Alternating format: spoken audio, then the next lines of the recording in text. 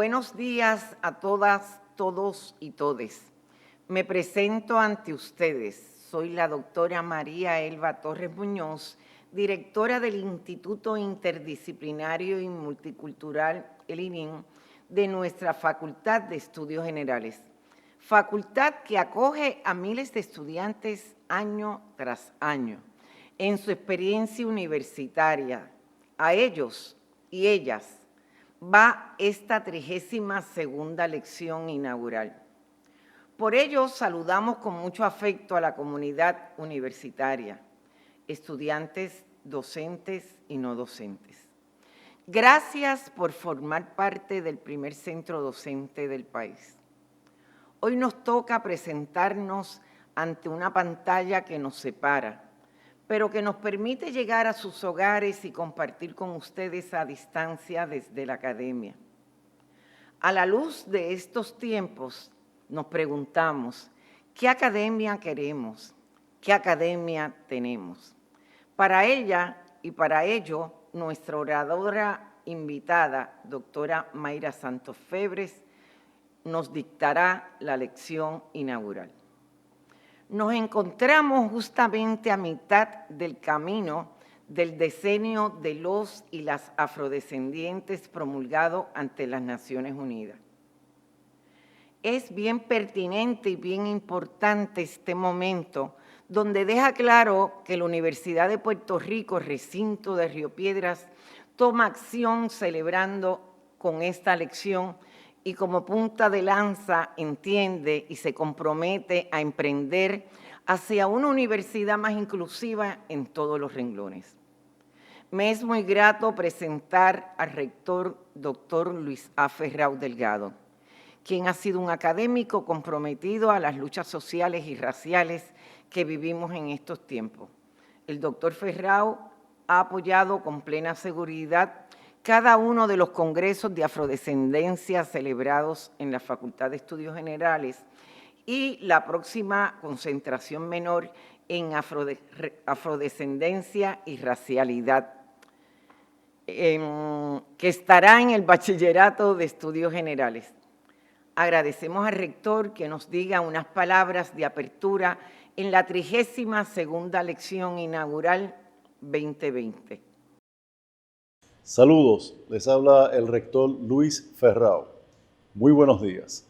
Les doy la más cordial de las bienvenidas a esta 32ª edición de la lección inaugural del programa de bachillerato de nuestra Facultad de Estudios Generales, a cargo en esta ocasión de la célebre y conocida profesora y escritora, la doctora Mayra Santos Febres, quien disertará sobre el tema Descolonizando la Academia.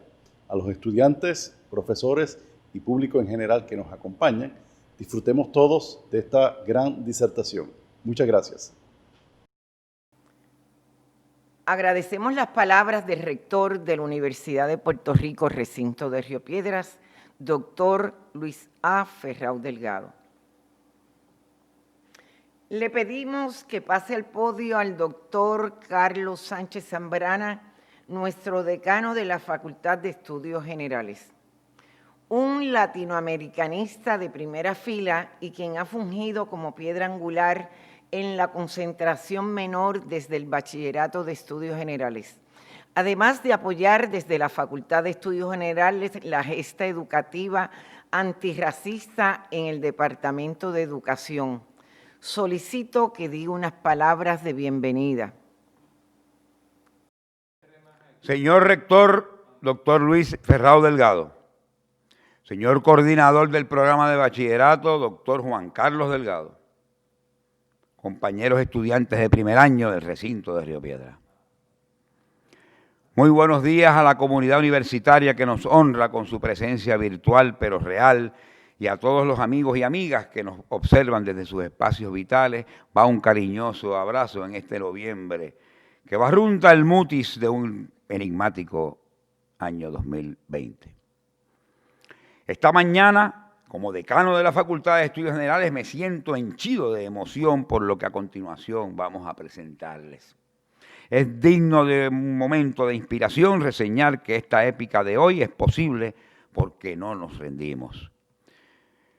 2 meses después de lo habitual y sin que nuestras inéditas e indómitas juventudes pudiesen tapizar con sus pies de amores la rampa memoriosa de Estudios Generales, tenemos el pundonor de traerles la importante tradición que hoy alarga en su espíritu y en su obra 32 ediciones. La lección inaugural de la Facultad de Estudios Generales. Tan solo unas palabras de aperitivo. Las universidades occidentales frecuentemente permanecen ensimismadas y casi nunca incorporan conocimientos provenientes de otras tradiciones filosóficas y culturales, aun cuando el potencial de aprendizaje podría ser extraordinario. Para aprovechar este potencial será necesario incorporar en ellas el pensamiento decolonial, en el que se valoran otros estilos de vida, epistemologías y cosmovivencias. Sí, el pensamiento decolonial, tal y como lo presagia el pie forzado de la actividad de hoy. Es importante destacar que la noción de interconexión, la que es eje central de la filosofía de los estudios generales en el siglo XXI, ha sido parte esencial de la sabiduría y las cosmovivencias en las tradiciones culturales ancestrales. Con eso en mente, las universidades del siglo XXI, en el contexto de los estudios generales, deben propiciar diálogos transdisciplinarios, decoloniales e interculturales, que tengan presente la profunda interconexión que poseen todas las dimensiones de la vida: la biológica, la espiritual, la intelectual, la afectiva, la política y la poética. Esto contribuirá al desarrollo de unas sociedades de saberes y vivencias compartidas por medio del poliálogo con actores y las culturas que por muchos años han permanecido excluidas, para así propiciar la transformación democrática de nuestros pueblos. Pienso que no se ha insistido lo suficiente en uno de los factores que deben considerar las universidades contemporáneas. Me refiero a la importancia de los contextos y de los pentagramas que nos atraviesan. Entendemos que, sobre todo en nuestra región, el ciclograma y el enfoque deben alejarse de la pretensión universalista y eurocéntrica, situándose en su entorno y en su realidad latinoamericana y plenamente caribeña. El Caribe y sus múltiples diásporas es el vórtice entre filosofías y cosmovivencias diversas, occidentales, africanas, asiáticas, latinoamericanas. Por ende, es a través del estudio detenido de esa realidad cómo podremos reconstruir las ciencias y las universidades del siglo XXI. Pero no de manera provincial, sino todo lo contrario, sin exclusiones, sin censura, sin represiones, sin jerarquías arrogantes. Hay que reformular los problemas actuales de los seres humanos, de sus múltiples conexiones con su entorno y su interior, con las redes que hay que diversificar y los mensajes que hay que rehumanizar. Esto no lo podemos lograr mirando exclusivamente a Europa y a Occidente. Tenemos que echar mano de toda nuestra capacidad creativa para que podamos, como nos dijo el gran Fanon, cambiar de piel y desarrollar un nuevo pensamiento, un pensamiento otro, para hacernos nosotros con y no contra los otros. En síntesis, la colonialidad del poder, del saber y del ser han sido un obstáculo histórico para que podamos trascender los estrechos límites de la razón occidental, sobre todo en lo que a entender y transformar las condiciones de vida en el Caribe se refiere. Estoy convencido que los caminos que nos proponemos transitar en la Facultad de Estudios Generales apuntan a una ruptura teórica y epistemológica con la desvalorización e invisibilización de los que han sido víctimas las cosmovivencias y epistemologías no occidentales, brindando centralidad así en los currículos universitarios. Así también ocurre en las reflexiones comunitarias y cotidianas para alcanzar la emancipación de nuestros pueblos. A mi juicio, la perspectiva transdisciplinaria, que es ontológicamente afín con la educación general, será de extraordinaria utilidad para movernos en la dirección de la decolonialidad de la academia, ya que transgrede los límites disciplinarios y además valora las aportaciones al conocimiento que se hacen desde espacios sociales no académicos, que no se limitan al fiel seguimiento del canon intelectual occidental y eurocéntrico. La lección inaugural de hoy y la excelente oradora que la inspira serán un fulcro y un faro de extraordinaria importancia para acelerar el paso decisivo por el mencionado derrotero libertario. Adelante y albricias. Agradecemos las palabras del decano Carlos Sánchez Zambrana. Me es muy grato presentar al doctor Juan Carlos Delgado Rodríguez, coordinador del programa del Bachillerato de Artes de la Facultad de Estudios Generales. Como bien define nuestra Facultad de Generales, el doctor Delgado, físico-químico, nos dirá unas palabras de bienvenida en esta lección inaugural. Hola, quiero hacer constar en este saludo el hecho de que por vez primera y por la causa conocida por todos, la lección inaugural es ofrecida de modo remoto y asincrónico a toda la comunidad, tanto local como internacional. Es este un acaecimiento histórico, quizás no vislumbrado en toda la historia de nuestra Facultad de Estudios Generales y su programa de bachillerato, fundado en el 1957. Ya en el tema que nos ocupa, el perfil que deben exhibir las personas egresadas de un bachillerato del recinto de Río Piedras, como reza en la certificación 46 de nuestro Senado Académico del año 2005-2006, y cito, debe armonizar la integración de la educación general y la especializada y desarrollar las capacidades para el estudio independiente y la investigación. Sin embargo, lo que se observa es que la integración del conocimiento y la actitud reflexiva y crítica es con mucha frecuencia un logro no abundante.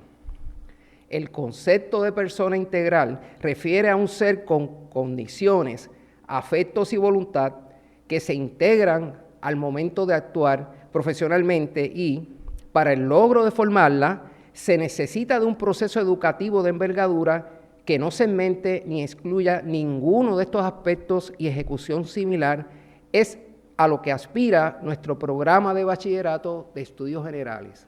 La metodología utilizada, a grandes rasgos, propende al siguiente lineamiento. Tras la construcción de conocimiento, está el estudio, diálogo, cooperación y vivencias en comunidad educativa y la formación de comunidades de aprendizaje que, además de aprender desde la cooperación, generan conocimiento científico para educar profesionales críticos, socialmente responsables, capaces de comunicarse adecuadamente y de emprender desde el trabajo en equipo interdisciplinar.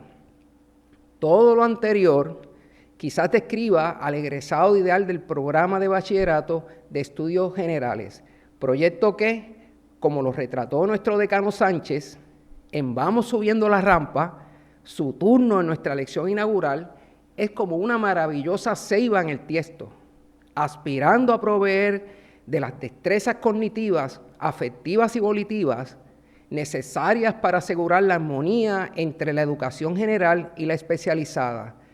Me atrevo a decir características de los maestros que año tras año nos ofrecen la lección inaugural. Por lo anterior, como ya en innumerables ocasiones he expuesto, la lección inaugural es una actividad de suma importancia para nuestro programa de bachillerato. Repasando algunos de sus contenidos, desde las reflexiones acerca de la semántica de nuestro programa y la Facultad de Estudios Generales, hasta los problemas de erosión costera que sufre nuestra amada isla, desde la obra de Ortega y Gasset hasta los hoyos negros, según el fenecido Stephen Hawking, en ellas diversas disciplinas o saberes dispersos, lo multidisciplinario, tiende a ser integrado a lo interdisciplinar, con aspiraciones a lo transdisciplinario y, nuevamente, me atrevo a afirmar que es lo que se espera debe ser patente en un egresado de nuestro bachillerato. Los recursos que año tras año nos ofrecen la lección inaugural son los modelos de personas a las que aspiramos a formar, y el recurso de este año tan peculiar no es la excepción. Muchas gracias. Agradecemos las palabras del doctor Delgado Rodríguez, coordinador del programa del bachillerato.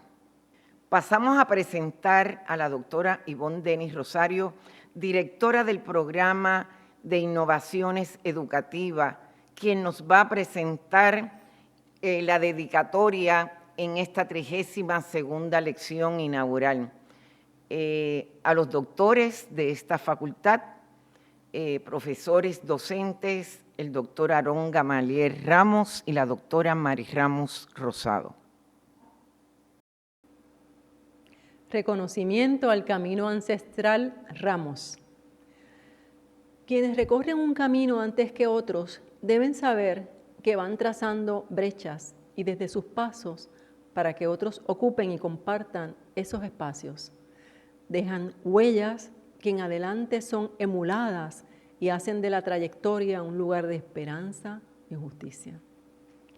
En mi vida de senderista recuerdo que siempre tuve al frente una persona que se encargaba de despejar, dejar señales y marcas para no perdernos. Resulta inútil tratar de llegar a un punto si no aprovechabas esa vegetación que te hablaba cuando se mostraba inclinada, porque ya alguien pasó por ahí y no tenías que hacer otro camino, ni ser indiferente a quienes contribuían a formarnos desde la experiencia de su trayectoria. En el proceso, una podía esquivar áreas desgastadas que si bien las pisabas, podían caerte.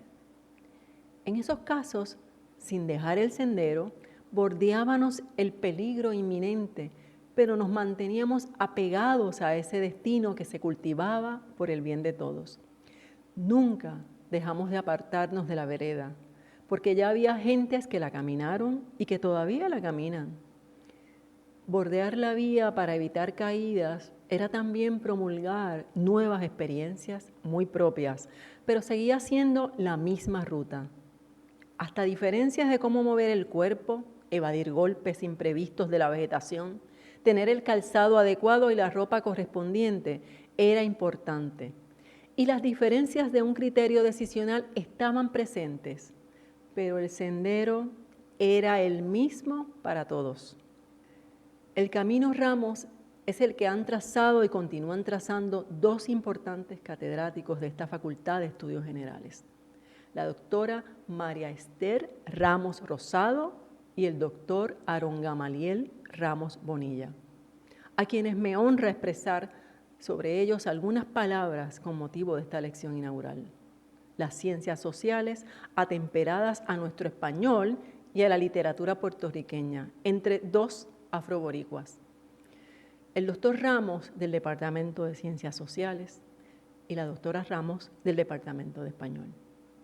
Dos ramos que se han erguido, pero no como ramos de olivo, porque aunque ambos han procurado la armonía y la paz, también han hecho la guerra a favor de la justicia de los afrodescendientes y de muchos en esta facultad. Desde que llegué ya venían moviendo sus ramos de respeto, solidaridad y compromiso. Es que pensar que todo parte desde la individualidad es un error de juicio y sería una falta de reconocimiento a los que estuvieron antes. Esta facultad se ha nutrido de muchos docentes que han forjado y fundamentado su valía e importancia. Les delineo el primer camino, el camino Ramos, el de la doctora María Esther Marí, la de Calabó, Ramos Rosado, nacida en Río Piedras, Puerto Rico, un 31 de mayo de 1953. De una niña curiosa se convirtió en una mujer líder. La doctora Ramos Rosado es egresada de esta universidad, de donde obtuvo un doctorado en Filosofía y Letras del Departamento de Estudios Hispánicos de la Facultad de Humanidades. Ha sido investigadora, conferenciante, escritora, actriz, declamadora, bailarina, locutora radial, mentora y es profesora de esta facultad. Como docente en el Departamento de Español, le ha dado el mayor de los prestigios a esa unidad, no solo como gestora cultural, representando donde quiera que ha ido a este recinto y a Puerto Rico, sino que también como catedrática en congresos nacionales e internacionales. Es también una intelectual con logros fructíferos en publicaciones constantes y recientes. Es pionera en el curso de la mujer negra en la literatura puertorriqueña, el único sobre las mujeres negras que se ofrece actualmente en esta universidad.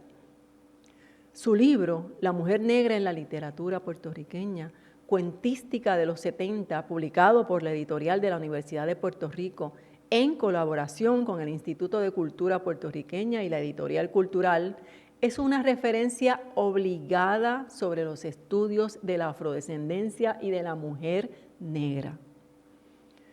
Como bien expresaba en los años 90 en un artículo que publicara el periódico Claridad en su sección en rojo, titulado La primera raíz, y es como si la escuchara decirlo. En Puerto Rico se nos ha impuesto un código de silencio sobre la cuestión negra y la invisibilidad de personas negras en los textos educativos y la clase dirigente del país. Por lo tanto, la identidad del hombre y la mujer negra continúa siendo un problema en Puerto Rico. Por eso ella es vereda.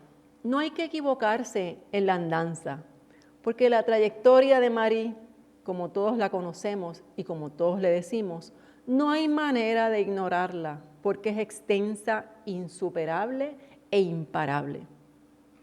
Es medalla UNESCO, reconocida por sus investigaciones literarias, premiada en múltiples eventos, medalla Schomburg King en este año 2020.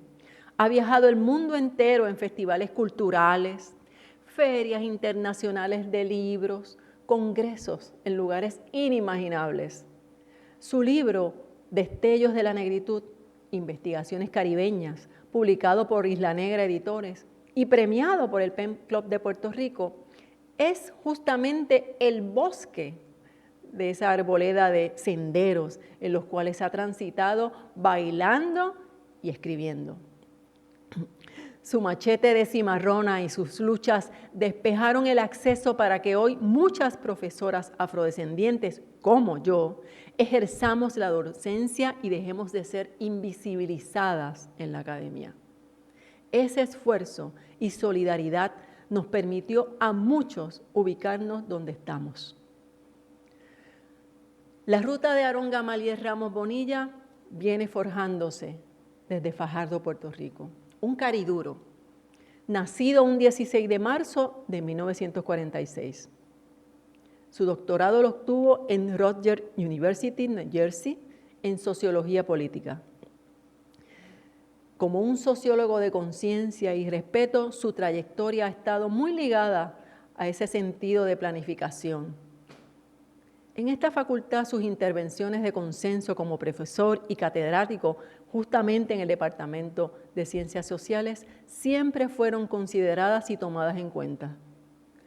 Por ello, en su justo momento fue uno de los candidatos más importantes y de gran relevancia a ser considerados para ejercer como decano de esta facultad. El doctor Ramos mostraba en su voz un tono melodioso y parecía atraer la sabiduría de sus ancestros en las palabras. A mí me recibió en su escrito sobre la citadela de Haití, titulado La fortaleza entre las nubes, donde vivió en el 1998 como parte de un proyecto de colaboración entre la UPR y la Universidad de Haití, y como coordinador de la Red de Estudios sobre Haití y el Caribe francófono. Justamente trazaba otra ruta, la de ese Caribe francófono y cercano que ignoramos y olvidamos. El que solo recordamos cuando vienen los desastres naturales, pero el intelectual, que es Aarón, no perdía tiempo para traer a Haití a nuestra isla. Un hombre que vivió en Argentina, Brasil, Haití y en otros tantos lugares. Ha viajado por muchos países del Medio Oriente, Europa y en todas las Américas. Cruzó fronteras y nos trajo al camino toda su experiencia recorrida, la que al igual permite nutrirnos de sus saberes, vocal y pertinente en las luchas de los profesores. Fungió como director del Instituto de Estudios del Caribe en esta institución desde el 1992 hasta el 1998. Es investigador del problema de la cultura y la política en Puerto Rico y el Caribe. y autor de diversas publicaciones en ese campo de estudios, entre ellas Las ideas anexionistas en Puerto Rico, bajo la nominación norteamericana, publicada por Ediciones Huracán, y coeditor del libro Iceland at the Crossroads, Politics in Non-Independent Caribbean, publicado por Lion Rayner. Sigue activo, publicando artículos de reflexión sobre el tema de los afrodescendientes, como la invención de las razas y la discusión reciente que hubo sobre el término negroide y su vigencia, en un ensayo muy interesante titulado Arrinconar la creación cultural. Su acercamiento al trabajo de Gilberto Concepción de Gracia mereció una investigación y una publicación muy interesante. Lo hemos visto activo y solidario con su presencia en muchos eventos convocados en favor de las luchas sociales, no solo de negros y negras, sino de todos. Su más reciente libro es Islas Migajas, los países no independientes del Caribe contemporáneo, publicado por Travessier and Leduc. También ha publicado innumerables artículos sobre sus campos de investigación y especialización en revistas y libros publicados en Estados Unidos, Europa y el Caribe. Ha sido conferenciante en varias instituciones de educación superior en Estados Unidos y el Caribe, entre ellas en la ciudad de Nueva York, en la Universidad de Haití, la Universidad de Guyana y la Universidad de Aruba.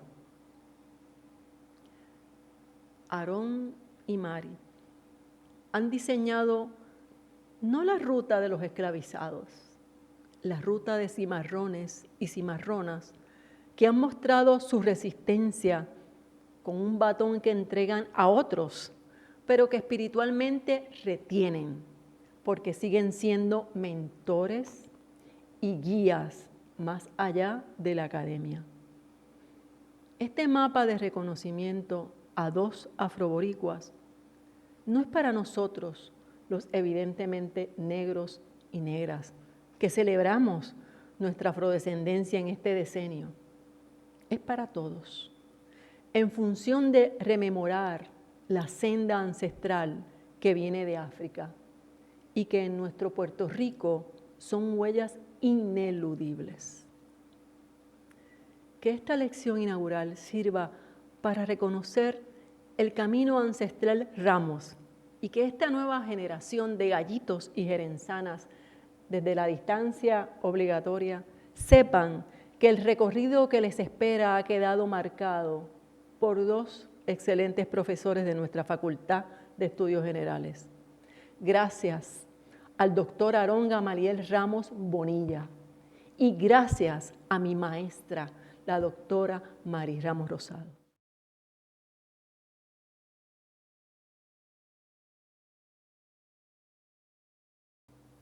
Me es muy oportuno presentar a la colega doctora Doris Quiñones Hernández, directora del Departamento de Ciencias Sociales en la Facultad de Estudios Generales, quien leerá la semblanza de nuestra oradora invitada. En 1996 llega a este planeta una mujer profundamente negra, hermosamente negra. Va a ser llamada Mayra del Pilar. Nace en una familia de afrodescendientes en Carolina, personas conscientes de su ascendencia, críticas y luchadoras. Llega en un momento de antecedentes sociohistóricos en un siglo álgido. Llega en el apogeo de la Guerra Fría, ya habían transcurrido 20 años de la bomba atómica, 18 de la partida de Mahatma Gandhi. Llega a pocos años de la crisis de los misiles en Cuba en 1962 y el asesinato de John F. Kennedy en 1963. Llega en el momento en que se exhibía y ocultaba a plenitud la guerra de Vietnam y el movimiento hippie en 1965 y en 1975. Absorbió su primera infancia las luchas por los derechos civiles de los movimientos afrodescendientes. Supo que con un grito de fondo negro, quita las manos de mi bolsillo, se produjo el asesinato de Malcolm X en 1965. y en 1968 recibió el aviso por todos los medios noticiosos del asesinato de Martin Luther King. Ya en esa época se respiraba el nacimiento del movimiento feminista y resulta que a esta generación le llaman Generación X. Sus juguetes favoritos, un lápiz y un papel. A la edad de 5 años produjo su primera obra. Comenzó a publicar poemas desde 1984 en revistas y periódicos internacionales, periodo en que apenas iniciaba sus primeros años en la Universidad de Puerto Rico. Publica en Casa de las Américas de Cuba, en Página 12 de Argentina, en Revue Noire de Francia y en la revista Latin American Literature and Art en Nueva York. En su transcurrir, influye en su camino 3 escritoras poetas puertorriqueñas, Rosario Ferrer Ramírez de Arellano, Ana Lidia Vega y Yanina Brachi. Ya en el 1987 completa el bachillerato de estudios hispánicos en este recinto, para alzar vuelo hacia su doctorado que completará en el 1991 en la Universidad de Cornell, considerada una de las Ivy League, una de la Liga de las Hiedras, las 8 más prestigiosas universidades del noreste de Estados Unidos. En 1990 retorna a Puerto Rico para hacer de su país su epicentro de vida que va a influir en todo el planeta. Se convierte en catedrática de literatura latinoamericana y caribeña en la Universidad de Puerto Rico, recinto de Río Piedras. Dicho sea de paso, la encontraremos en el 94 en Cornell University como profesora y visitante, en el 2004 en Harvard University, en el 2008 en la Universidad Autónoma de México y en el 2009 en la Universidad Complutense en España. En el 1991, todavía con 25 añitos, aparecen sus primeros poemarios. De ahí en adelante, una explosión literaria. La primera, Anamú y Manigua, 1990, libro que fue seleccionado como uno de los 10 mejores del año por la crítica puertorriqueña, y El orden escapado, ganador del primer premio para poesía de la revista Tríptico en Puerto Rico. Pez de Vidrio, en 1994, ganó el premio Letras de Oro, y por su cuento Oso Blanco, el premio Juan Rulfo en París en 1996. Luego tiene Sirena Selena vestida de pena en el 2000. Encara la discusión de lo trans en una mujer drag que camina a las calles y canta boleros, obra con traducciones al inglés, italiano, al francés, y que quedó como finalista del premio Rómulo Gallego de novela en el 2001. En el 2002, Cualquier miércoles soy tuya, en el 2005, Sobre piel y papel. Nuestra Señora de la Noche, en el 2006, la historia novelada de Isabel Luberza Oppenheimer, Isabel la Negra, legendaria mujer propietaria de una casa de prostitución en Ponce durante la primera mitad del siglo XX. Resultó ser primer finalista en el Premio Primavera de la editorial Espasa Calpe. En el 2009 escribe Fe en disfraz. En el 2011 el Tratado de Medicina Natural para hombres melancólicos. En el 2012 Baile de mi vida y en el 15 El amante de Gardel. Como ustedes, experimentó la belleza de la diosa Huracán manifestada en Irma y María. Entonces escribe Huracanada en el 2018. Todo este pensamiento escritora se produce entre muchos más haceres. Es fundadora y directora ejecutiva del Festival Internacional de la Palabra de Puerto Rico desde 2008. Un encuentro que representó un eje cultural mundial. Es conductora del programa En la Punta de la Lengua en WIPR. Y es madre, esposa, mujer, ser viviente, luchadora y terrícola. Si defino su quehacer, debo decir que es una cosecha de pensamientos. en esta vida en trayectoria se convirtió en una medusa en la que cada hebra de cabello es un rizo de imaginarios que envuelven y desenvuelven. Un espacio de pensamientos que deconstruyen y multiplican las representaciones de ser mujer negra puertorriqueña. A partir del pensamiento se materializan colectivos afrodescendientes, aquella gente negra que muchos de nuestros escritores nunca quisieron nombrar. Todas estas mujeres, en la obra de Mayra, son un ejército de mujeres afro, hechas de palabras, que han ido abriendo caminos a las discusiones afrodescendientes, feministas, caribeñas, antillanas y puertorriqueñas, en todo el mundo. Críticas y criticadas, pero siempre pensadas. Todas estas mujeres afro la acompañan. Hoy por hoy, Mayra del Pilar es considerada la exponente más representativa de la literatura puertorriqueña. Finalmente, les presento a la doctora Mayra del Pilar Santos Febre. Es poeta, novelista, ensayista, profesora universitaria, nuestra conferenciante en la 32ª lección inaugural de la Universidad de Puerto Rico, recinto de Río Piedras. ¿Qué cuenta como saber? Recuerdo una discusión en mi antiguo Departamento de Estudios Hispánicos de la Universidad de Puerto Rico. Yo era una catedrática auxiliar. En el departamento discutíamos la necesidad de una profunda revisión curricular y a la vez la posibilidad de cambiarle el nombre al departamento. Alcé mi mano para proponer mi voto a favor de dicho cambio de nombre. Fui derrotada.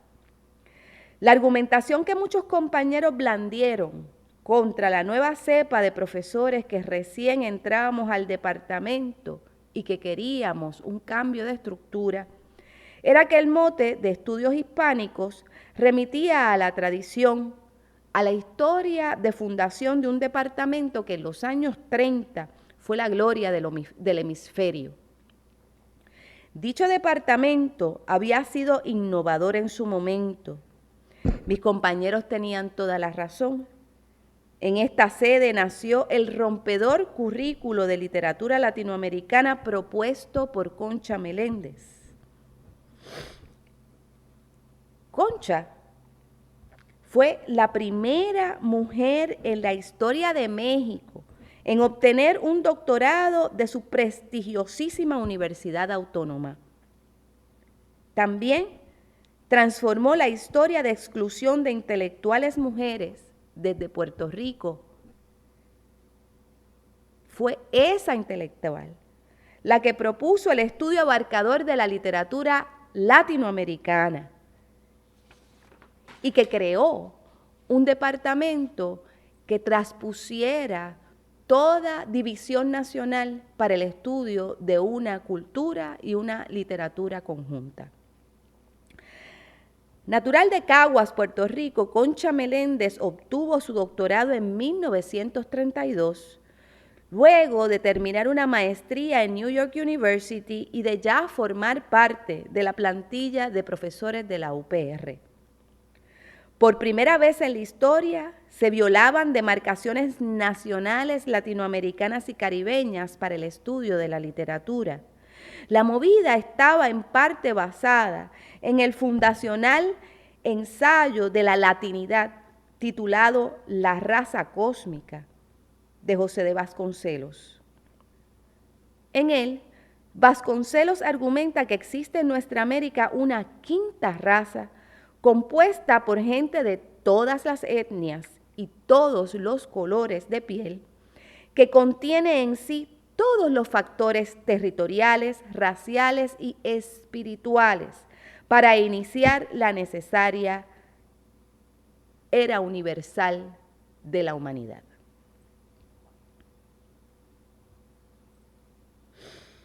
El filósofo mexicano Vasconcelos siempre subrayó que el factor aglutinador de dicha raza cósmica era el continuo cultural que ofrecía el español, heredado de la colonización hispánica.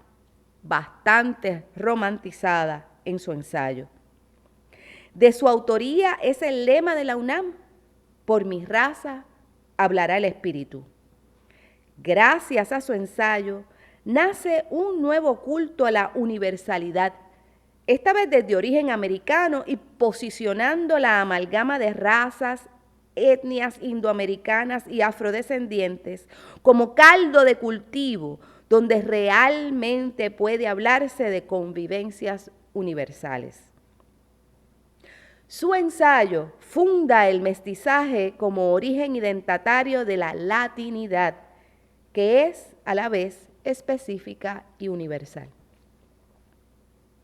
La UNAM, más que cualquier otra institución universitaria en las Américas hispanoparlantes, ha sido fundamental para el desarrollo, estudio y perpetuación de una narrativa intelectual que, ya por casi un siglo, ha dirigido las prácticas académicas de Latinoamérica y el Caribe.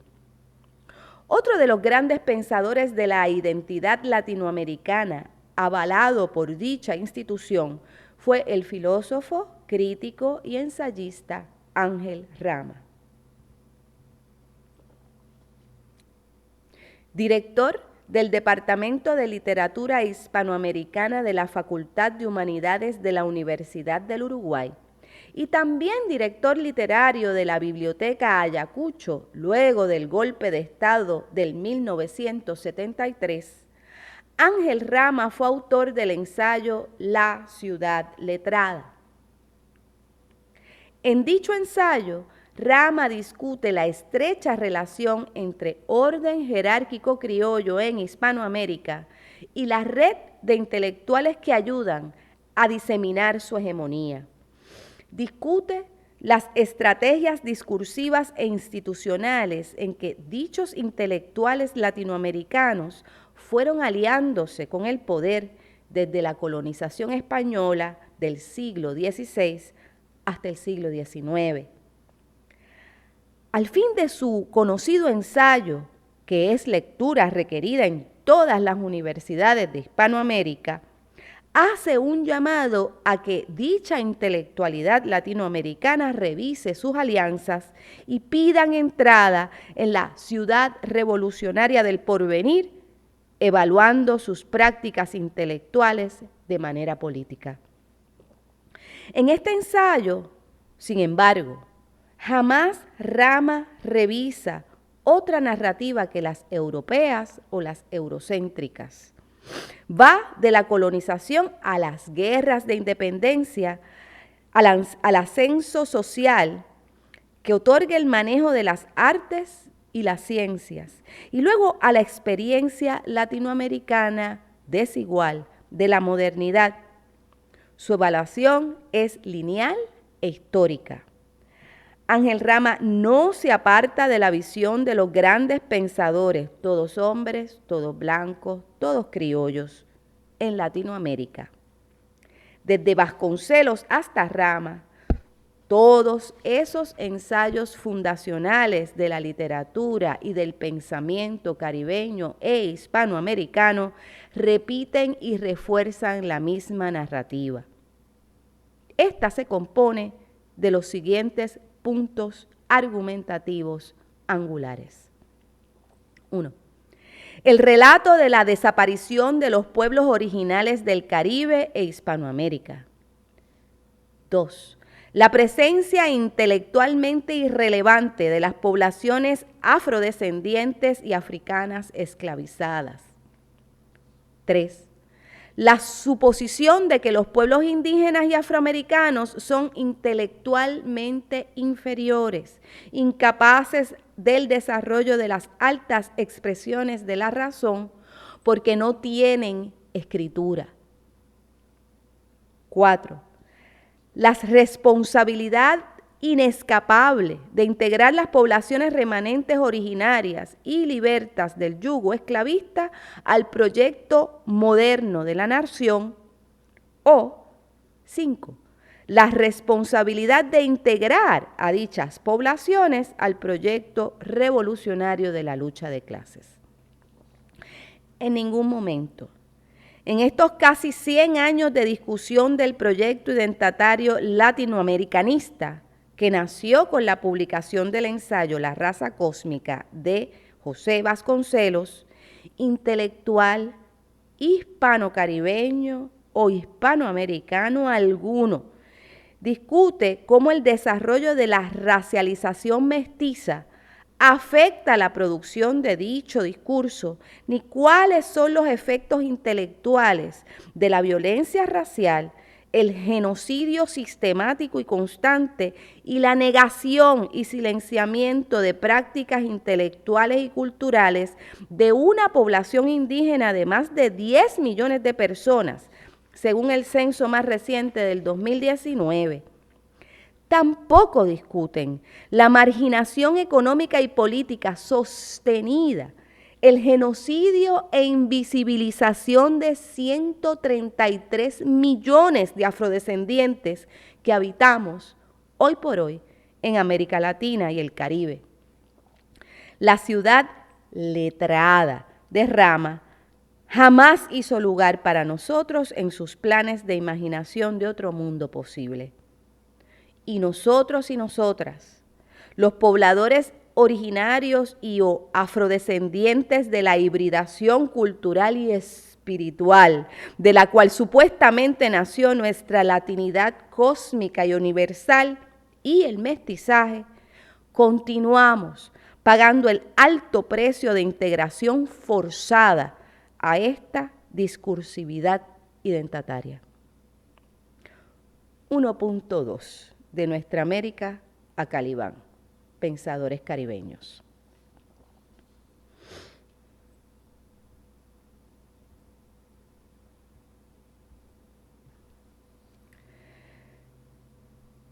Célebres son las frases que escribió José Martí en su ensayo Nuestra América. Ya para aquel distante 1891, el poeta y pensador cubano insistía que el gobierno ha de nacer del país, el espíritu del gobierno ha de nacer del país, la forma de gobierno ha de avenirse a la constitución propia del país.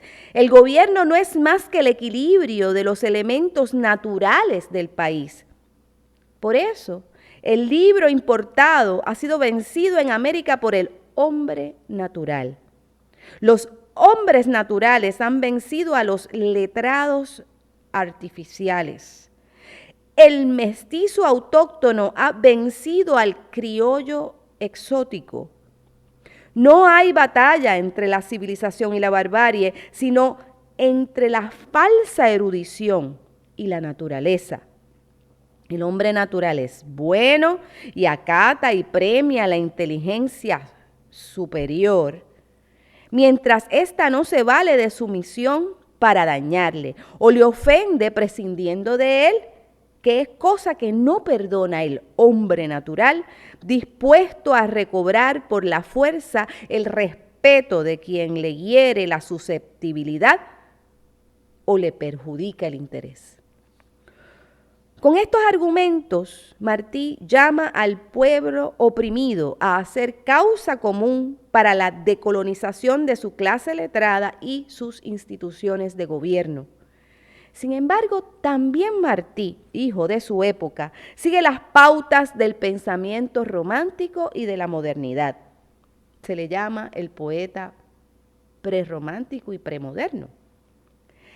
Ese organigrama compara y ubica de manera lineal y progresiva el desarrollo intelectual y tecnológico de los pueblos racializados y por ende incultos. Aún así, redefine la consabida lucha latinoamericana entre civilización y barbarie y lo hace mediante la estrategia discursiva de renominar dicha lucha entre lo natural y lo importado, lo colonial, y denuncia a los intelectuales que se alían a la empresa europeizante o norteamericanizante para lograr dicha modernización en nuestra América. Obviamente, así logra cierta desvinculación de los grupos racializados de ser nombrados salvajes. Martí los renombra como hombres buenos, hombres naturales, hombres de fuerza natural, que están más que dispuestos a aceptar la intelectualidad superior siempre y cuando no haya abuso. Lindo eufemismo. Martí no es el único pensador de la modernidad hispanoamericana temprana que intenta matizar los binomios civilización y barbarie desde el discurso del mestizaje. Es interesante ver cómo la estrategia se repite desde otros sistemas de pensamiento en el Caribe y en América Latina. En su renombrado tratado de 7 ensayos de interpretación de la realidad peruana, José Carlos Mariátegui repite el patrón, esta vez desde el eje marxista.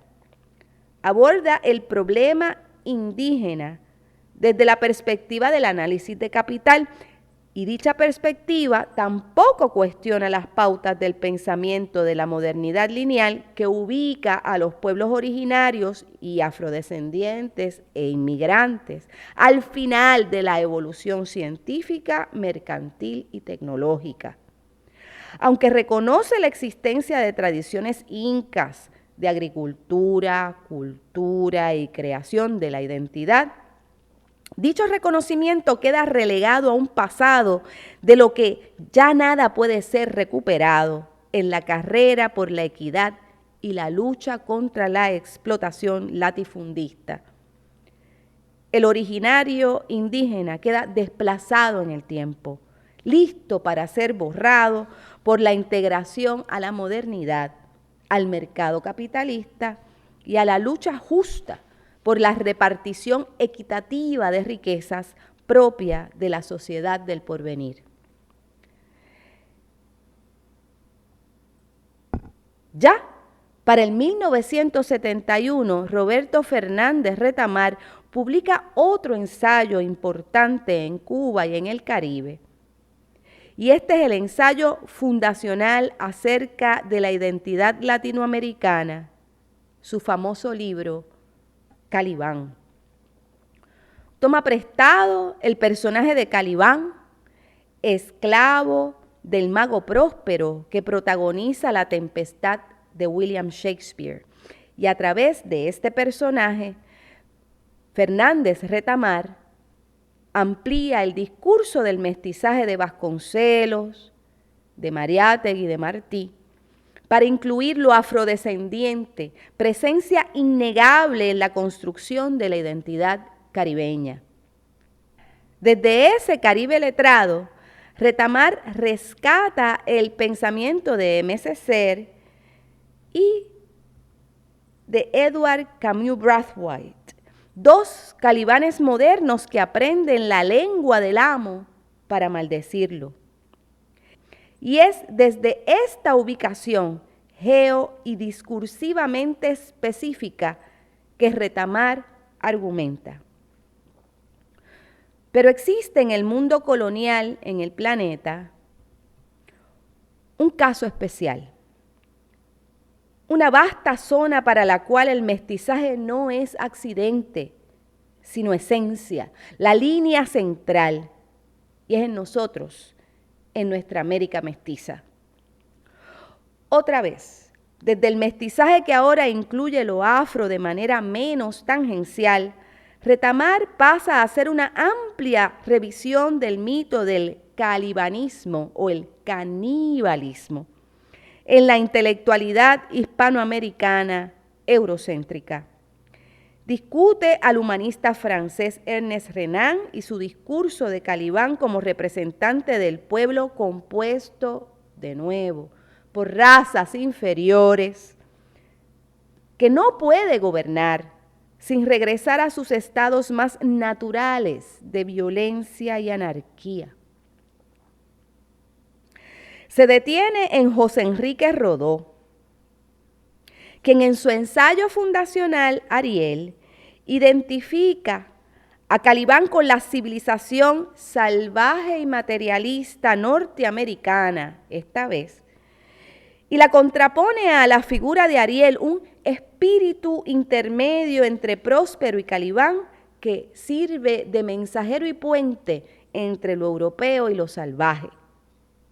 Rodó propone la identificación de los pueblos latinoamericanos con Ariel, precisamente por ser ente ni europeo ni indoafricano, empuñando la ideología del mestizaje cósmico de Vasconcelos, híbrido, como símbolo de identificación. Retamar, sin embargo, desmiente a Rodó. Echa mano a la evolución de usos de la figura de Calibán para la producción de intelectualidad caribeña y latinoamericana. Concuerda con Edu Camus Brathwaite y M. Ceser en que la figura que representa América Latina y al Caribe es definitivamente Calibán. Retamar se le salía, pero, y aquí viene la estrategia discursiva de nuestro pensador cubano, desracializa a Calibán, no niega el color de su piel ni su condición de esclavo, pero amplía esta condición esclavizada para hablar de la clase social y no de una etnia en particular. Esa clase trabajadora y colonizada de las Américas no tiene piel, no tiene raza específica en el discurso de Roberto Fernández Retamar. Y este giro argumentativo niega, por lo tanto, lo específico de la explotación racial, que es el punto de partida omitido para reconvertir lo negro en tropo de la explotación latinoamericana en general por el capital ausentista. Dicha tropificación metafórica, es decir, más allá de su foro, de su lugar, de su topos, queda entonces deterritorializada la raza, lo cual hace más fácil reubicar a Calibán en el centro de una historia intelectual de corte eurocéntrico y mestizo. Claramente podemos ver la estrategia de inclusividad forzada a la que echa mano Roberto Fernández Retamar en su ensayo, porque reconoce la manera en que M. Ceser crea paralelos entre Calibán y el arquetipo de Eshu el Ekbara, es decir, la existencia de cosmovisiones, arquetipos y sistemas de pensamiento diferentes, pero simplemente elude dicha discusión en sus examinaciones discursivas. Remite de nuevo a Martí, de nuevo al criollo. No se aparta de los predios nacionales ni de la ciudad letrada latinoamericana o caribeña. Y esto resulta importante destacarlo, sobre todo si recordamos que uno de los proyectos intelectuales más centrales de la Cuba revolucionaria fue la recuperación de manuscritos, testimonios y figuras históricas afrodescendientes. Esa Cuba que levantó estatuas a Maceo, también publicó Historia de un cimarrón por Miguel Barnet, encumbró como poeta afrodescendiente y cubana nacional a Nancy Morejón, mientras silenciaba a la más controversial Georgina Herrera, que criticaba el racismo dentro de la Revolución cubana. Y también tradujo al español decenas de libros caribeños en inglés y francés en publicaciones accesibles y editadas precisamente por Casa de las Américas, institución que dirigió Retamar desde el 1986. Es decir, que Retamar reconocía las referencias de Eshu el Ekbara, de Ochun, del tablero de Ifá, pero las desestimó para privilegiar el discurso del mestizaje cósmico, integrador latinoamericano. Yo conocí a Fernando Retamar.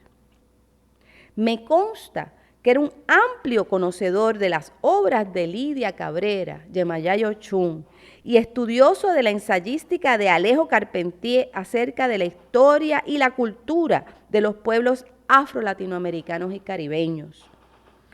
Su silencio acerca de las tradiciones del afrosaber caribeño en Calibán significa, it signifies. Es importante el esfuerzo integrador de estos saberes en su ensayística, pero también es importante ver cómo él nunca abandona la gesta inclusiva desde la perspectiva eurocéntrica que afirma y a la vez propone una diferencia nunca extrema con los cánones euroamericanos de la modernidad.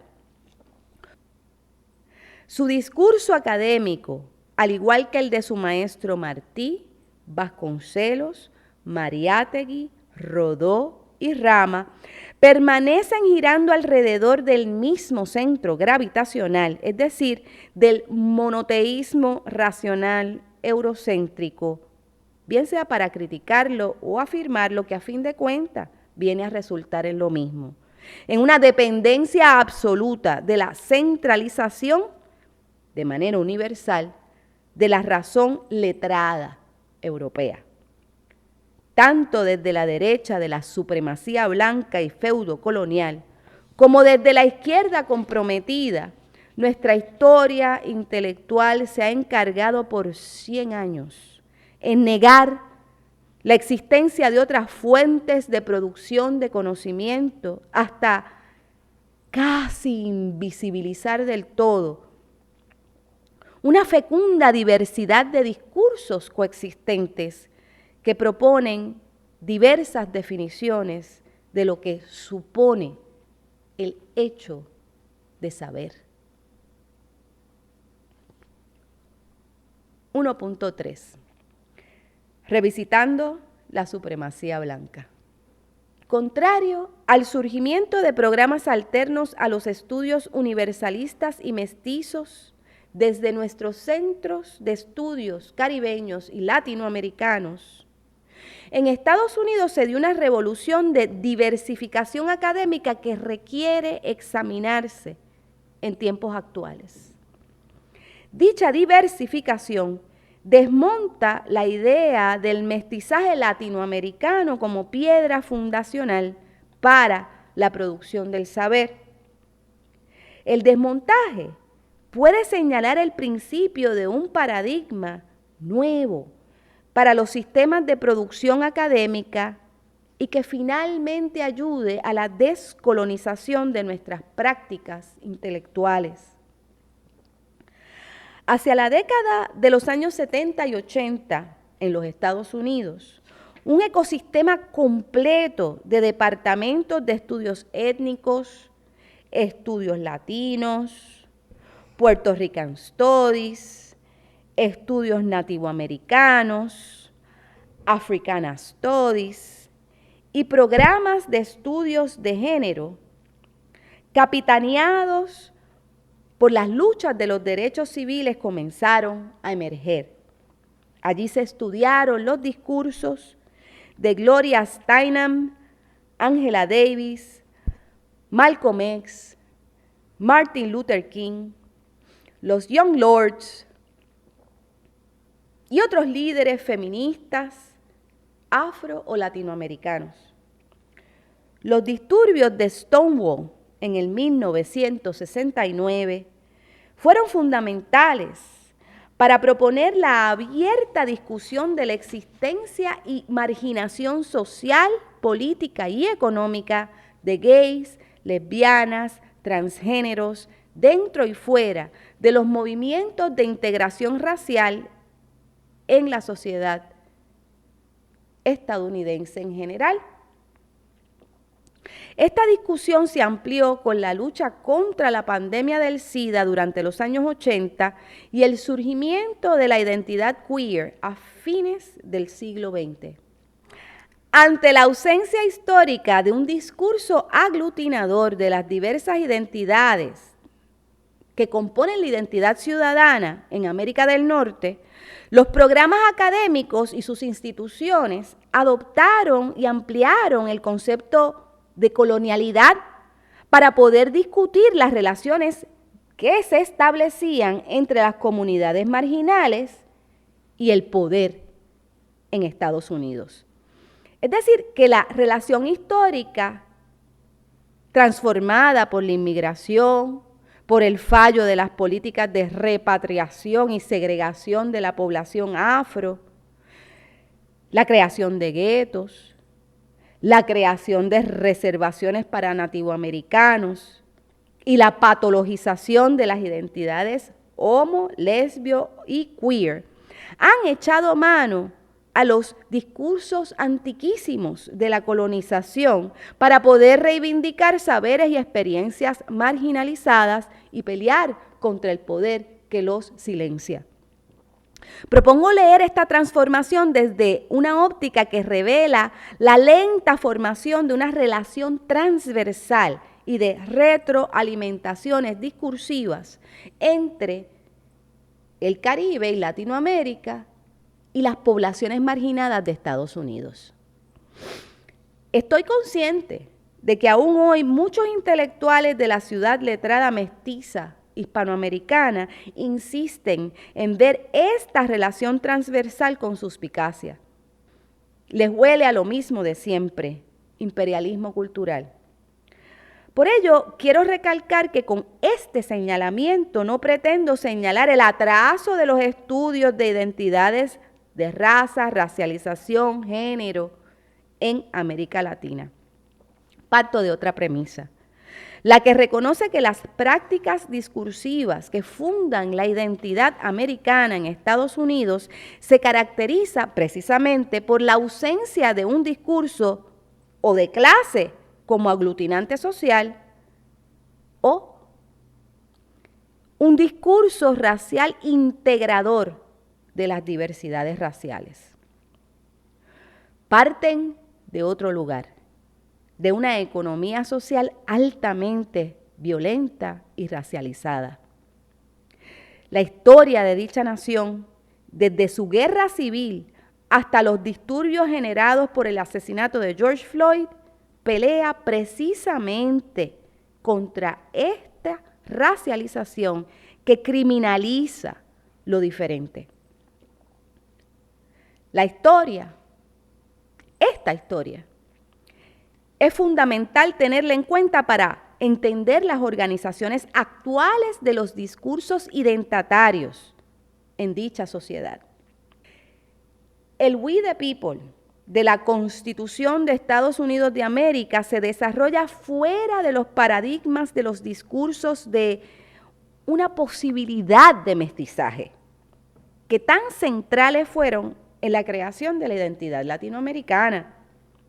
El pueblo norteamericano no se funda en la lógica ni de la integración de lo diverso, ni de un mestizaje.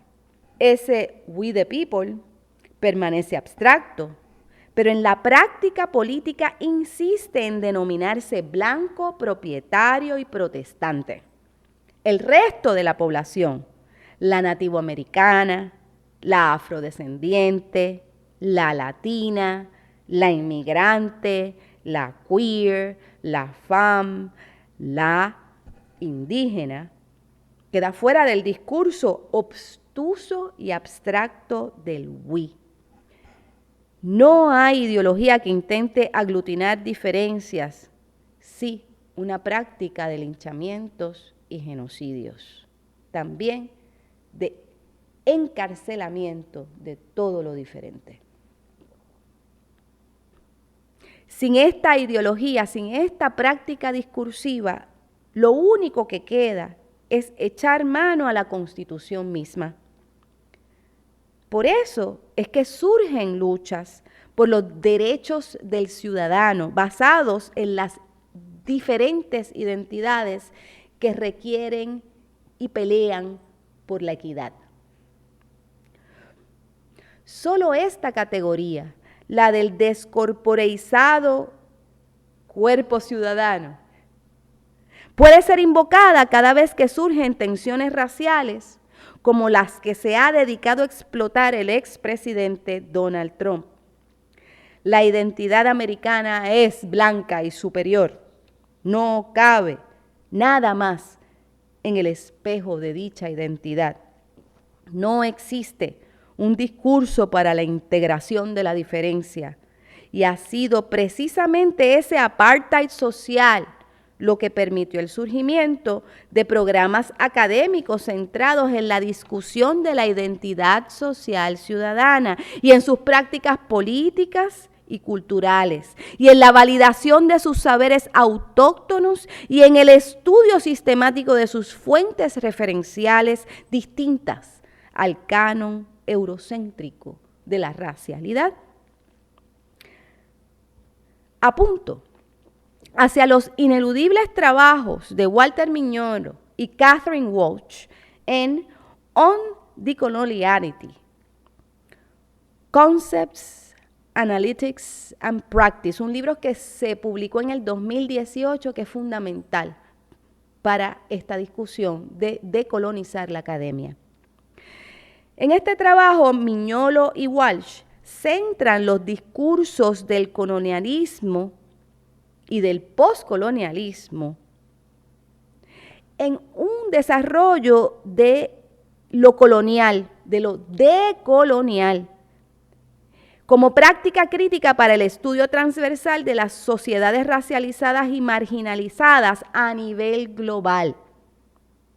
En el 2018 también sale publicado en inglés el libro de Boaventura de Sousa Santos, The End of Cognitive Empire, que conversa y refuerza lo postulado por Mignolo y Walsh.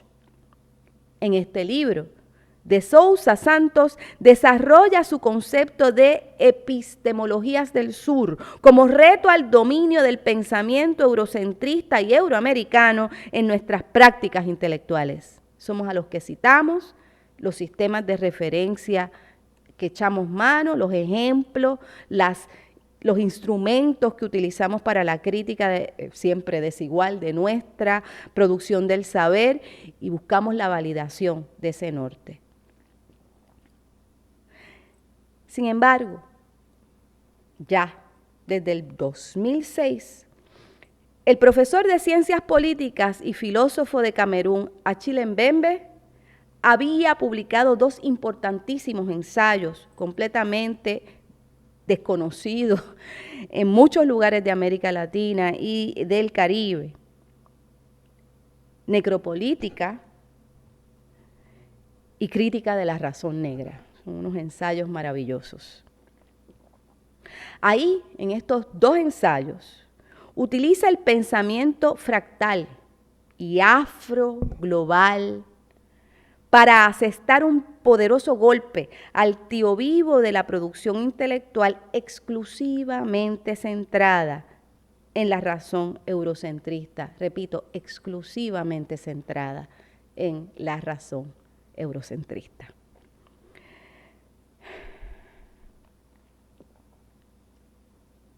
Al surgimiento de este paradigma otro para el desarrollo del pensamiento decolonizado se une el proyecto de Afrofilosofías nacido en Brasil.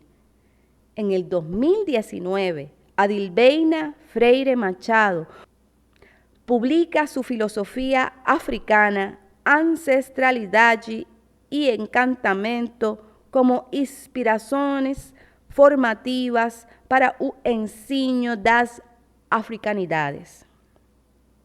Lo publica la editorial Fortaleza Ceará en el 2019.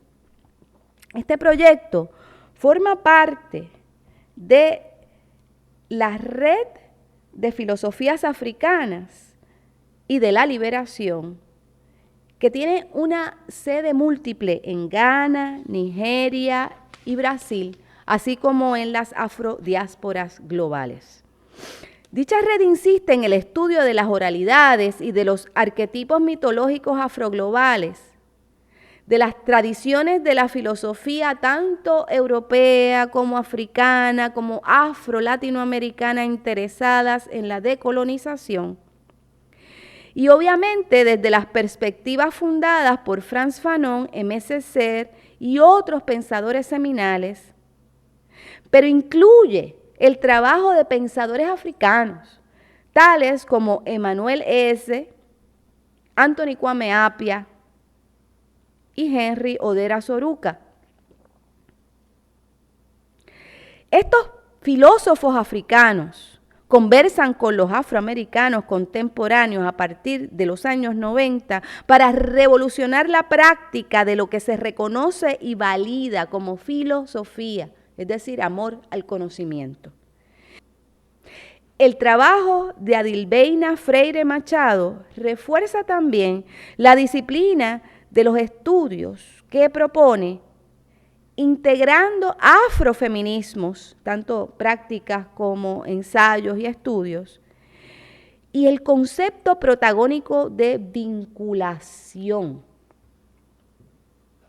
que es la práctica multiétnica y global para la producción y validación de saberes no eurocéntricos que propone Walter Mignolo y Catherine Walsh. 1.4. CARICOM, el decenio de la afrodescendencia y las discusiones acerca de reparaciones culturales y económicas para la integración racial.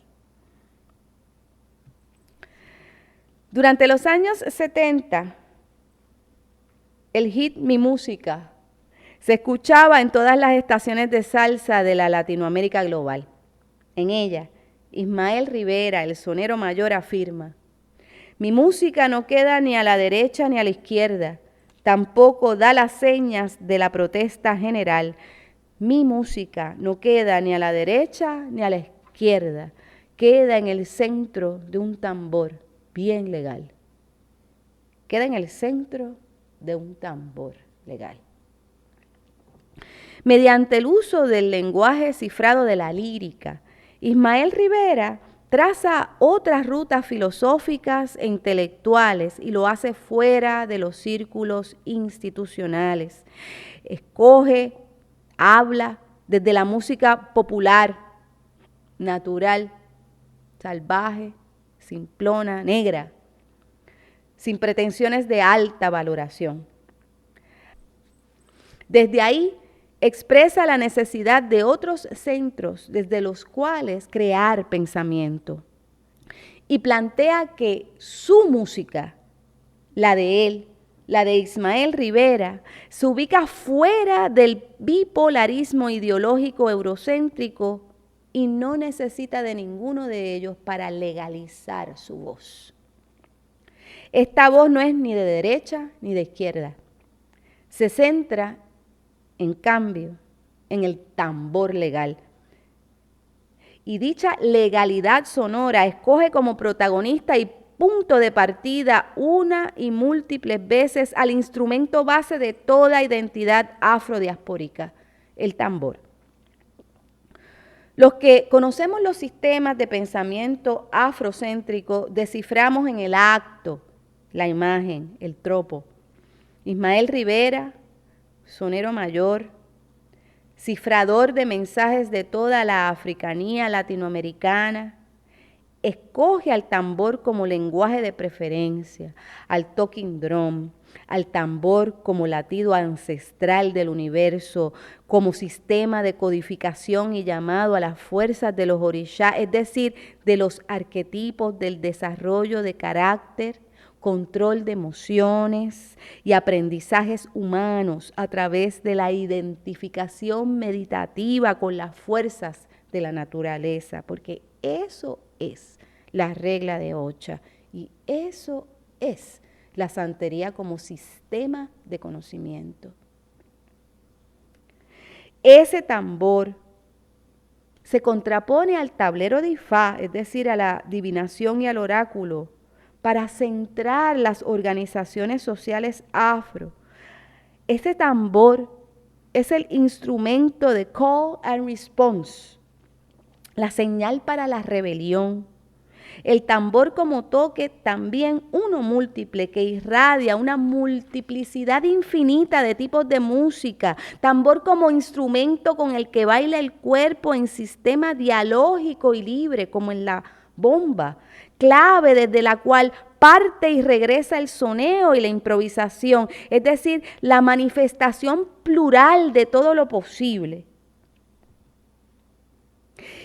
Y sonoro, que da manifestación a lo único e irrepetible de la Che, fuerza y gracia, que habita en la cabeza de cada ser humano.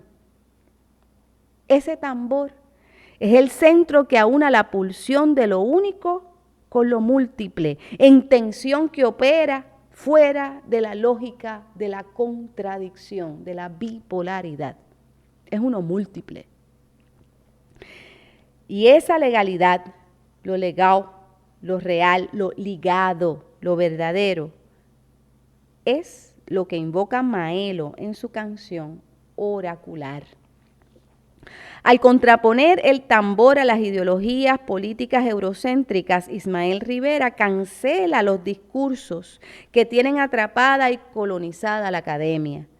Instaura otros diálogos con referencias completamente extrañas a la lógica binaria de la racionalidad eurointelectual. Lo bueno, lo malo, lo alto, lo bajo, lo blanco, lo negro, lo hombre, lo mujer.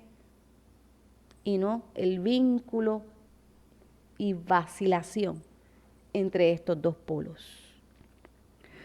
Lo hace en cifra, es decir, en un lenguaje que solo los entendidos pueden acceder si validan los saberes ancestrales que el poder ha querido silenciar y hacernos olvidar para poder participar de lleno de la economía de validaciones e invisibilizaciones de la identidad latinoamericana mestiza.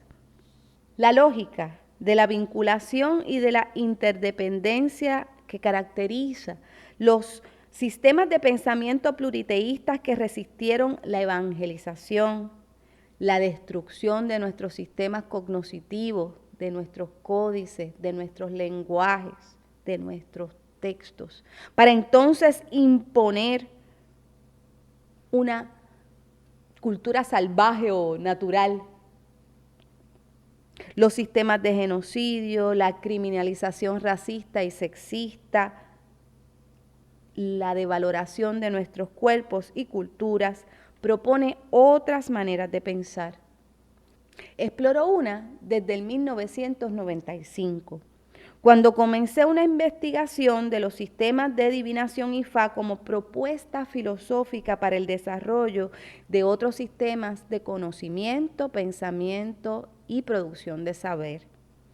Nombrar aquí la lista de lo leído e investigado podría resultar abrumador.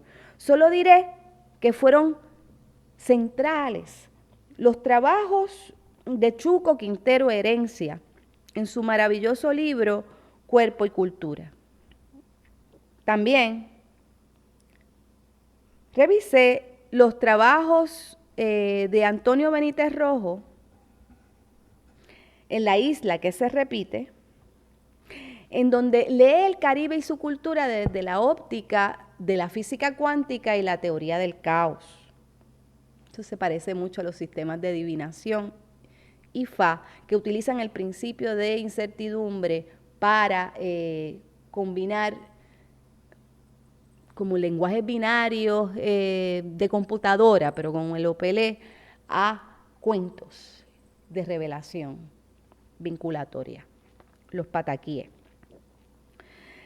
Así que trabajé con Chuco Quintero Herencia y su texto Cuerpo y Cultura, también con Antonio Benítez Rojo, y luego revisé los trabajos de Robert Louis Thompson, sobre todo The Flash of the Spirit, entre otros, y los estudios que se centran en la pedagogía de la espiritualidad o desde la espiritualidad de Marta Moreno Vega, sobre todo When the Spirit Dance Mambo y The Altar of My Soul. Y luego entré en conversaciones profundas con el compañero Agustín Lao y Yomaira Figueroa Vázquez en sus libros The Colonizing Diásporas, en donde Yomaira hace una lectura de las diásporas caribeñas y también de las diásporas de Guinea Ecuatorial a España, un libro maravilloso, y Contrapuntos Diaspóricos de Agustín Lao, en donde trabaja cuáles son los puntos de partida para la producción de conocimiento y el estudio de las culturas afro-latinoamericanas. Ambos de estos libros fueron publicados este año, en el 2020. Pero siempre regreso